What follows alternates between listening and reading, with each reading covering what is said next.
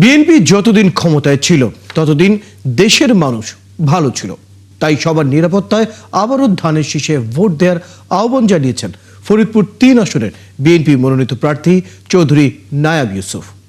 রোববার ফরিদপুর পৌরসভার ১৬ নম্বর word BNP আয়োজিত খালেদা জিয়ার রুহে মাগফিরাত কামনা দোয়া ও মতবিনিময় সভায় প্রধান অতিথির বক্তব্যে তিনি এসব কথা বলেন। এবারে নির্বাচন সুষ্ঠু ও নিরপেক্ষ হবে উল্লেখ করে সঠিকভাবে সবাইকে ভোট দেওয়ার আহ্বান জানান তিনি। এ সময় তিনি পুরুষের পাশাপাশি নারীদের উন্নয়নের প্রতি জোর দেওয়ার আশ্বাস দেন। নারীদের নামে ফ্যামিলি কার্ড, প্রতি মাসে ভাতার ব্যবস্থা সহ নারীদের উন্নয়নে সব ধরনের ব্যবস্থা নেওয়ার কথাও বলেন তিনি।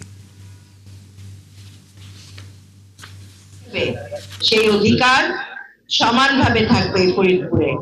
আমরা কাঁধে কাঁধ মিলিয়ে এই দেশ গড়ার কাজে আমরা নেমে যাব। এই নির্বাচনটা আপনাদের জন্য অত্যন্ত গুরুত্বপূর্ণ, আমার জন্য যেমন গুরুত্বপূর্ণ, আপনাদের জন্য তার চেয়ে বেশি গুরুত্বপূর্ণ।